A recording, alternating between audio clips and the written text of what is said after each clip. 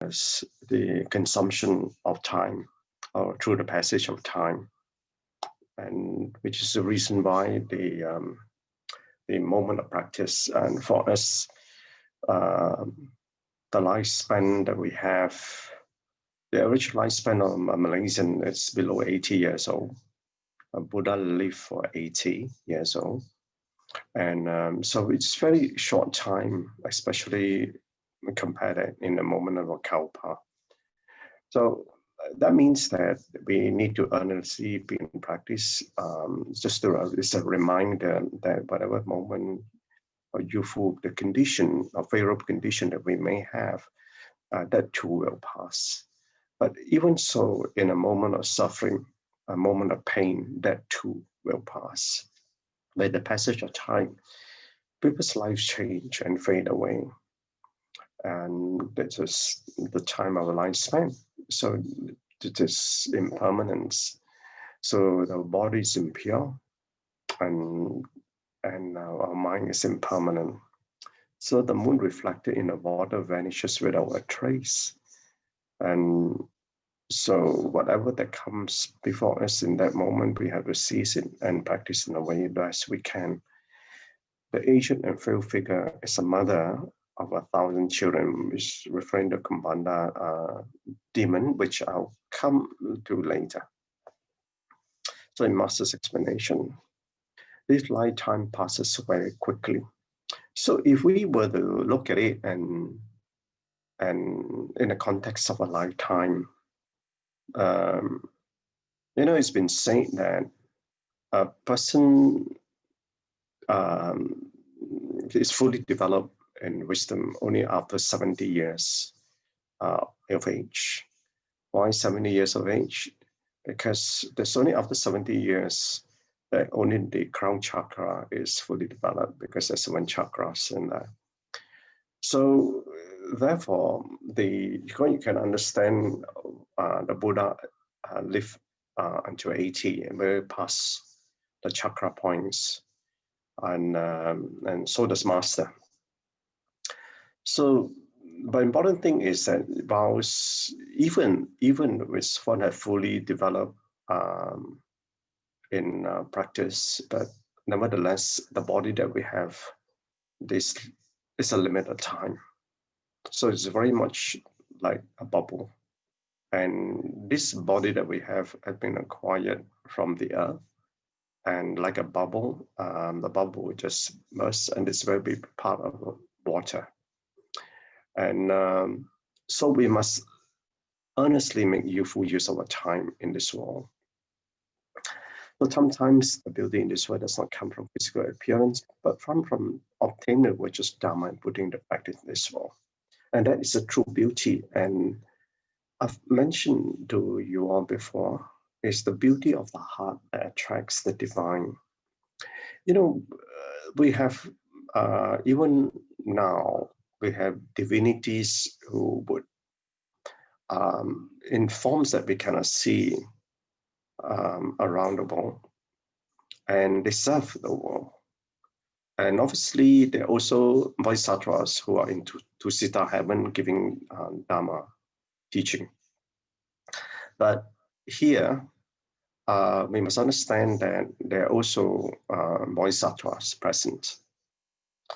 Obviously, the one that we often relate to is Gan En, who has taken on in her vow to help sentient beings. So this message in this last line here, that to obtain the virtuous Dharma and putting into practice in this world, and what has it got to do with this line on top there about the beauty?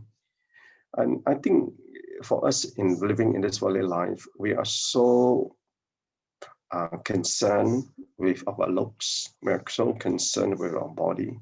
We spend a lot of time and money taking care of the body. But it's not the body or health. Obviously, we need to have a healthy body. But more importantly is what you're going to do with this vessel that we have. And this vessel is going to have a limited shelf life. And not only that, this vessel that we have, but it's the beauty, the inner beauty, and this is the inner light that we need to illuminate. And what is this inner light that we need to have in the course of illumination? So, but that light can only come about when you have a peaceful life, and to get that level of peace that one has, one must be able to live the life of a assembler meaning one who can inspire others to practice, but that can only come about when your inner light glows. And so that when when a person have an inner light that glows, when you find that person carries the inner joy that one has, and because it's from the inner joy that person has, that give rise to inner hope. That inner hope is the one can spread that to others whom we serve, and the inner hope is the one that can then unfold inner peace. It's from the inner peace, only from the inner peace that inner love can come about, and from inner love, then one can unfold the inner knowledge or the inner knowing. So therefore, there was a story of the Buddha once, and he was carrying a torch, and he was saying that I need to lead the people out of darkness. So he was walking around always with a torch, and obviously because of his arrogance, he wanted to show the people that he has the light in him. So one day the Buddha encountered and asked him that torch that is carrying is only an outer light. And he asked him, do you know the distance or the distance between the sun and the earth and between the furthest star measured to the nearest unit of measure? And all this question he couldn't answer. Then he said, if you can't answer, you don't even know knowledge of the cosmology, how can you say that you can lead others out of darkness? So Wesley was humbled by the Buddha, and obviously he then realized that what is important is the inner light during transformation. And here is the story of the Kumbhanda demon mother, and obviously the story you've already heard. And what is more important is that she obviously repented after realizing that what she was doing was wrong, and became a bodhisattva as well as a worthy of people's respect as a result of that, and became a protector of the Dhamma. Now, I mentioned once before that if you visit a Mahayana temple, and some temples at the front, there are two guardians. But once you enter the two guardians at the front door, the two guardians usually at the front before you enter the temple. Once you enter the temple, the first stage you enter the temple is a square, and you see there's a Maitreya Buddha in the middle, and there are four heavenly protectors, four heavenly kings, often referred to. Just to let you know that one of them, the one is called Viruddha, if I'm not mistaken. You see, the four heavenly kings is at the level called, these are the Chatu Maharajika, and which is at the foothill of Mount Sumeru, foothill of the heaven. So they are the guardians.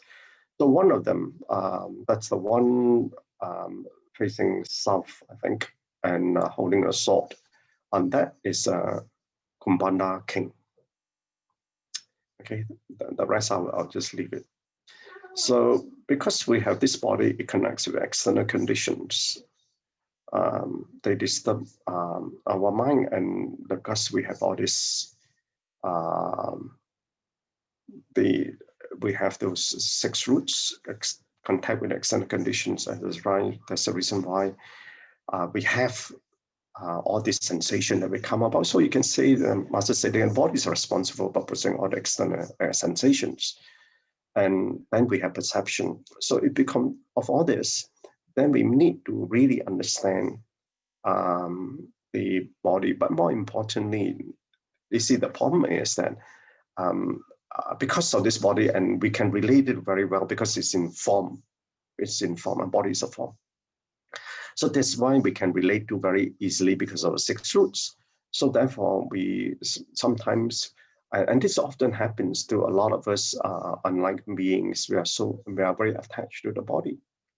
And so as a result of which, we spend more time looking at our body, taking care of our body than our mind. What is the mind? The mind is not the brain. The brain is just an organ.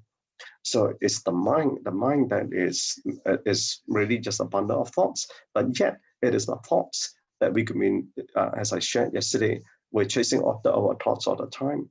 So therefore, we need to understand what is the function of the mind. But without the body, the mind cannot. Without the mind, we don't have brain. Without the brain, we don't have the mind. So we need to then understand those sequence of what we have in this life. That how do we then liberate that mind stream in this lifetime? We cannot get enlightened in this lifetime. But what can we do in this mind stream in this life that we have?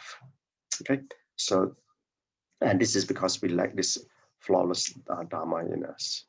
So the flawless Dharma, as everyone knows, is the precept, samadhi, and wisdom. And in the midst of all these things, we are living in this particular kalpa. And we have this five abilities, the ability of views, the life, the sentient ability of individuality or sentient being, the ability of affliction, and the ability of the time span, which is the kalpa. So we all live in this era, and we're facing all this, both collective karma as well as individual karma. So there are many people on this planet, so therefore there are myriads of afflictions that we have to face. That because of the myriads of afflictions, we can engage in the myriad of practices that we encounter. And everyone's mind has these kinds of abilities, and these are like fire starters. All you need is a spark, and we can set us burning right throughout. So in contemplation, the mind stream that you have now is for this life.